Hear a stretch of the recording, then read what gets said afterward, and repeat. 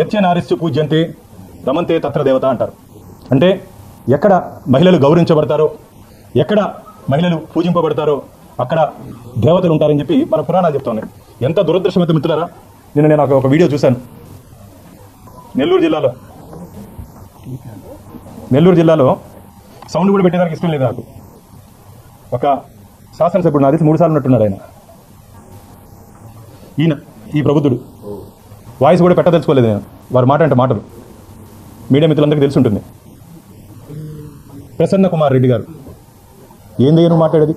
కడుపు అన్నం తింటున్నావు, గడ్డి తింటున్నావు. నువ్వు కడుపు అన్నం తింటున్నావు, గడ్డి తింటున్నావా? నెల్లూరు ఆడబిడ్డలు నెల్లూరు వాళ్ళు మంచోళ్ళు కాబట్టి నిన్న దాంతో సరిపెట్టారు. ఏంది నువ్వు మాట్లాడేది? వేమిరెడ్డి ప్రశాంత్ రెడ్డి గారు శాసనసభ్యులు, తిరుమల తిరుపతి దేవస్థానానికి ధర్మకర్త మండలి సభ్యులు ఉన్నారు. నోరుంది కదా అని చెప్పి ఇష్టం వచ్చినట్టు మాట్లాడతావు. నువ్వు ఒళ్ళు జాగ్రత్త పెట్టుకో. జగన్మోహన్ రెడ్డి, నువ్వు ఆడపడుచుల్ని గౌరవించే వ్యక్తి అయితే వెంటనే ప్రసన్న కుమార్ రెడ్డిని నీ పార్టీ నుంచి సస్పెండ్ చేసి నీ చిత్తశుద్ధిని నిరూపించుకో. నువ్వు ఎక్కడ సస్పెండ్ చేస్తావులే?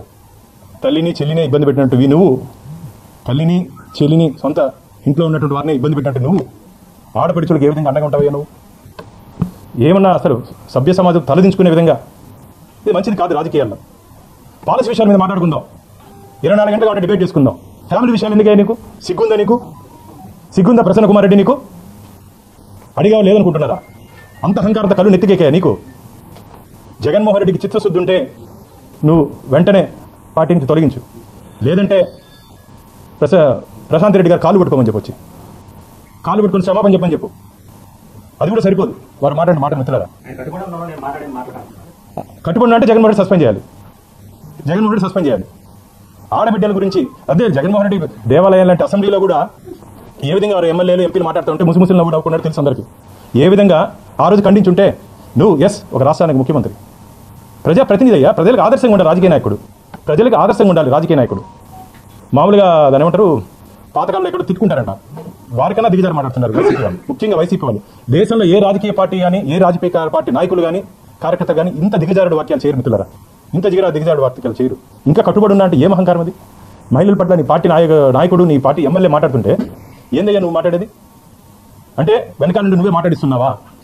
నువ్వు సస్పెండ్ చేయలేదు అంటే వెనకాల నువ్వే మాట్లాడిస్తున్నావు ఆంధ్రప్రదేశ్ రాష్ట్ర ప్రజలు భావిస్తున్నారు. ఇది మంచిది కాదు. జగన్మోహన్ రెడ్డి గారు నీకు అలవాటే. ఇప్పటికే మాట్లాడిన వాళ్ళందరూ 2-3 నెలలు లోపల పోయినప్పుడు ఏ విధంగా ఉన్నారు, బయట వచ్చినాక ఏ విధంగా నీకు తెలుసు.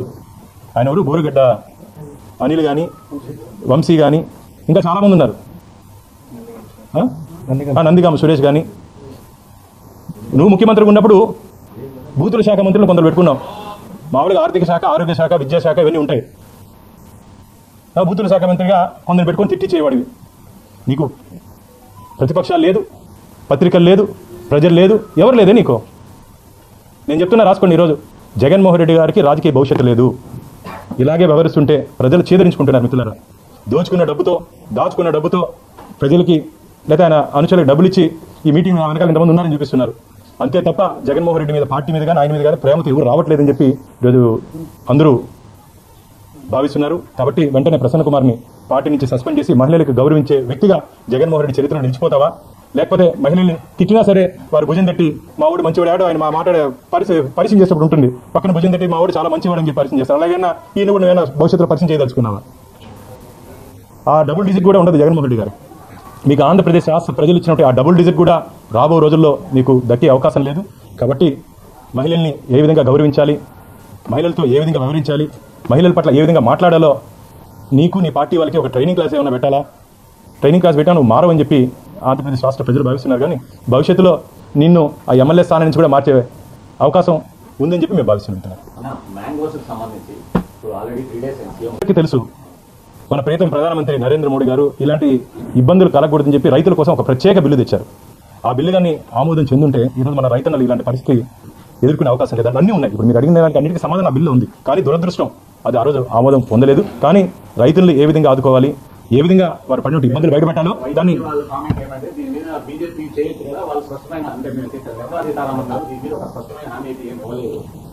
రాష్ట్ర ప్రభుత్వం నుంచి ప్రతిపాదనలు వెళ్ళాయి. దాన్ని పరిశీలించి ఏ విధంగా రైతులు ఆదుకున్నాలో ఖచ్చితంగా కేంద్ర ప్రభుత్వం దాని మీద స్పందిస్తుందని చెప్పి ఆశాభావం వ్యక్తం చేస్తున్నా. మీరు కోట్ చేయొచ్చు కర్ణాటకకు సంబంధించిన రైతన్న సమస్య. అక్కడ 2.5 మెట్రిక్ టన్స్ మాత్రమే తీసుకుంటున్నారు మిత్రులారా. 2.5 మందికి ఇక్కడ దాదాపు 7 మెట్రిక్ టన్స్ ఉంటుంది. 7 మెట్రిక్ టన్స్ ఉంటుంది ఇక్కడ. దానికి దీనికి చాలా డిఫరెన్స్ ఉంటుంది. ఇక్కడ దాదాపు మనకు మీరు కానీ గమనించినట్లయితే కర్ణాటకలో సెన్సస్ కానీ తీసుకుంటే కేవలం 50,000 మంది రైతులకు మాత్రమే అక్కడ ఉన్నటువంటి పరిస్థితులు ఉపయోగపడుతుంది. ఆ విధంగా ఆంధ్రప్రదేశ్లో మీరు ఈరోజు గమనించినట్లయితే కొన్ని లక్షల మంది రైతులకి ఈరోజు ఈ ₹4 తీసుకున్నటువంటి సందర్భంగా ఉపయోగపడుతుంది. దాని కానీ ఆ విధంగా కానీ మనం కూడా డ్రామాలు ఆడితే ఇక్కడ చాలా మంది రైతులు నష్టపోయే ప్రమాదం ఉంది. కాబట్టి రైతులందరూ బాగుండాలని చెప్పి ఒక మంచి ఉద్దేశంతో మేము మా ఎన్డీఏ కూటమి ఆంధ్రప్రదేశ్లో మేము ఆలోచిస్తున్నాం. మీరు చెప్పినట్టు చంద్రబాబు నాయుడు గారు కేంద్ర ప్రభుత్వం పెద్దలతో మాట్లాడుతున్నారు. అది 14-15 తేదీలో కూడా వారు ఢిల్లీ పర్యటన ఉంది. ఒకవేళ పెద్దలతో మాట్లాడిన తర్వాత కేంద్ర ప్రభుత్వం స్పందిస్తుంది.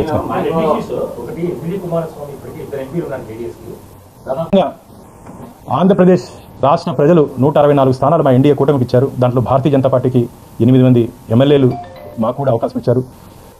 అవకాశం ఇచ్చినా ఇకపైన ఖచ్చితంగా రైతన్నల కన్నీరు తుడవాల్సిన వైతిక బాధ్యత ఏ రాజకీయ పార్టీ కన్నా ఈ రాజకీయ పార్టీ నాయకుడికన్నా ఉంటుంది. ఖచ్చితంగా దీని మీద కేంద్ర ప్రభుత్వం చంద్రబాబు నాయుడు గారు వెళ్ళిన తర్వాత ఖచ్చితంగా దాంట్లో చర్చ జరుగుతుందని మేము భావిస్తున్నాం. మేము కూడా పెద్దలతో ఒకసారి మాట్లాడి మన రైతాంగాన్ని ఏ విధంగా ఆదుకోవచ్చు ఆ విధంగా ఆదుకునే దిశగా మేము కూడా ప్రయత్నం చేస్తాం. ఓకేనా? దయచేసి రేపు జగన్మోహన్ రెడ్డి గారిని టక్కని అడగను 4-5 పనులు చూసి దీని పేరు పక్క ఎక్కువ చూడకుండా పేరు చెప్పండి అని అడగండి అన్న. ఈ 3 పనులు ఏ ఒక్కదాని పేరు చెప్పినా చాలు. ఓకేనా? Thank you. లేకపోతే ఈరోజు చూసుకుని అందుకని ఈరోజు చూసుకుని రేపు మర్చిపోతాను పక్కన అందుకని ఆ పక్క చూడకూడదు చూడకుండా చెప్పాలండి. థ్యాంక్ యూ అన్న గోవిందా. అది అవాస్తవం. ఖచ్చితంగా రైతన్నల అకౌంట్లో పడుతూ ఉంది. కర్ణాటకకి మీరు చెప్పినట్టు అక్కడ ఇచ్చినటువంటి ఇన్సెంటివ్స్ పరిమిత సంఖ్యలో ఇచ్చారు. 2 హెక్టార్లకి మించి పంట ఎక్కువ ఉంటే అది రాదు. మనం ఒకసారి కానీ అక్కడ ఇచ్చినట్టు గైడ్లైన్స్ కానీ గమనించినట్టయితే 2 హెక్టార్లకి మించి రాదు. ఆ ఈల్డ్ కూడా లిమిటేషన్స్ ఉన్నాయి దాంట్లో. ఆ విధంగా చేస్తే అందరూ లబ్ధి పొందరు. కొందరు కంటితూపు చడి అంటారు దాన్ని. కొందరికి మాత్రం లబ్ధి పొందే అవకాశం ఉంది. ఆ విధంగా కాకుండా ఇక్కడ మామిడి రైతులు అందరినీ ఆదుకునే విధంగా ఏ విధంగా ప్రయత్నం చేయాలో ఆ విధంగా మా ముఖ్యమంత్రి గారు మనకు చంద్రబాబు నాయుడు గారు ప్రయత్నం చేస్తున్నారు. దాని మీద చర్చలు జరుగుతున్నాయి. ఖచ్చితంగా రాబోయే రోజుల్లో మామిడి రైతులు ఇబ్బంది పడకుండా ఏ విధంగా ఉండాలో ఆ విధంగా కేంద్ర ప్రభుత్వం దాని మీద ఆలోచించి నిర్ణయం తీసుకుంటుంది. రాష్ట్ర ప్రభుత్వం నుంచి ప్రతిపాదనలు వెళ్ళాయి. దాన్ని పరిశీలించి ఏ విధంగా రైతులు ఆదుకున్నాలో ఖచ్చితంగా కేంద్ర ప్రభుత్వం దాని మీద స్పందిస్తుందని చెప్పి ఆశాభావం వ్యక్తం చేస్తున్నా. మీరు కోట్ చేయొచ్చు కర్ణాటకకు సంబంధించి రైతన్న అక్కడ 2.5 మెట్రిక్ టన్స్ మాత్రమే తీసుకుంటున్నారు మిత్రులారా. 2.5 మందికి ఇక్కడ దాదాపు 7 మెట్రిక్ టన్స్ ఉంటుంది. 7 మెట్రిక్ టన్స్ ఉంటుంది ఇక్కడ. దానికి దీనికి చాలా డిఫరెన్స్ ఉంటుంది. ఇక్కడ దాదాపు మనకు మీరు కానీ గమనించినట్లయితే కర్ణాటకలో సెన్సస్ కానీ తీసుకుంటే కేవలం 50,000 మంది రైతులకు మాత్రమే అక్కడ ఉన్నటువంటి పరిస్థితులు ఉపయోగపడుతుంది. ఆ విధంగా ఆంధ్రప్రదేశ్లో మీరు ఈరోజు గమనించినట్లయితే కొన్ని లక్షల మంది రైతులకి ఈరోజు ఈ ₹4 తీసుకున్నటువంటి సందర్భంగా ఉపయోగపడుతుంది. దాని కానీ ఆ విధంగా కానీ మనం కూడా డ్రామాలు ఆడితే ఇక్కడ చాలా మంది రైతులు నష్టపోయే ప్రమాదం ఉంది. కాబట్టి రైతులందరూ బాగుండాలని చెప్పి ఒక మంచి ఉద్దేశంతో మేము మా ఎన్డీఏ కూటమి ఆంధ్రప్రదేశ్లో మేము ఆలోచిస్తున్నాం. మీరు చెప్పినట్టు చంద్రబాబు నాయుడు కేంద్ర ప్రభుత్వం పెద్దలతో మాట్లాడుతున్నారు. అది 14-15 తేదీలో కూడా వారు ఢిల్లీ పర్యటన ఉంది. ఒకవేళ పెద్దలతో మాట్లాడిన తర్వాత కేంద్ర ప్రభుత్వం స్పందిస్తుంది.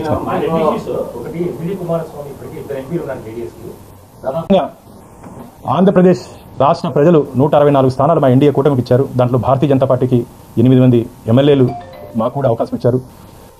అవకాశం ఇచ్చినా ఇకపైన ఖచ్చితంగా రైతన్నల కన్నీరు తుడవాల్సిన వైతిక బాధ్యత ఏ రాజకీయ పార్టీ కన్నా ఈ రాజకీయ పార్టీ నాయకుడికన్నా ఉంటుంది. ఖచ్చితంగా దీని మీద కేంద్ర ప్రభుత్వం చంద్రబాబు నాయుడు గారు వెళ్ళిన తర్వాత ఖచ్చితంగా దాంట్లో చర్చ జరుగుతుందని మేము భావిస్తున్నాం. మేము కూడా పెద్దలతో ఒకసారి మాట్లాడి మన రైతాంగాన్ని ఏ విధంగా ఆదుకోవచ్చు ఆ విధంగా ఆదుకునే దిశగా మేము కూడా ప్రయత్నం చేస్తాం. ఓకేనా? దయచేసి రేపు జగన్మోహన్ రెడ్డి గారిని టక్కని అడగను 4-5 పనులు చూసి దీని పేరు పక్క ఎక్కువ చూడకుండా పేరు చెప్పండి అని అడగండి అన్న. ఈ 3 పనులు ఏ ఒక్కదాని పేరు చెప్పినా చాలు. ఓకేనా? Thank you. లేకపోతే ఈరోజు చూసుకుని అందుకని ఈరోజు చూసుకుని రేపు మర్చిపోతాను పక్కన అందుకని ఆ పక్క చూడకూడదు చూడకుండా చెప్పాలండి. థ్యాంక్ యూ అన్న గోవిందా. అది అవాస్తవం. ఖచ్చితంగా రైతన్నల అకౌంట్లో పడుతూ ఉంది. కర్ణాటకకి మీరు చెప్పినట్టు అక్కడ ఇచ్చినటువంటి ఇన్సెంటివ్స్ పరిమిత సంఖ్యలో ఇచ్చారు. 2 హెక్టార్లకి మించి పంట ఎక్కువ ఉంటే అది రాదు. మనం ఒకసారి కానీ అక్కడ ఇచ్చినట్టు గైడ్లైన్స్ కానీ గమనించినట్టయితే 2 హెక్టార్లకి మించి రాదు. ఆ ఈల్డ్ కూడా లిమిటేషన్స్ ఉన్నాయి దాంట్లో. ఆ విధంగా చేస్తే అందరూ లబ్ధి పొందరు. కొందరు కంటితూపు చడి అంటారు దాన్ని. కొందరికి మాత్రం లబ్ధి పొందే అవకాశం ఉంది. ఆ విధంగా కాకుండా ఇక్కడ మామిడి రైతులు అందరినీ ఆదుకునే విధంగా ఏ విధంగా ప్రయత్నం చేయాలో ఆ విధంగా మా ముఖ్యమంత్రి గారు మనకు చంద్రబాబు నాయుడు గారు ప్రయత్నం చేస్తున్నారు. దాని మీద చర్చలు జరుగుతున్నాయి. ఖచ్చితంగా రాబోయే రోజుల్లో మామిడి రైతులు ఇబ్బంది పడకుండా ఏ విధంగా ఉండాలో ఆ విధంగా కేంద్ర ప్రభుత్వం దాని మీద ఆలోచించి నిర్ణయం తీసుకుంటుంది.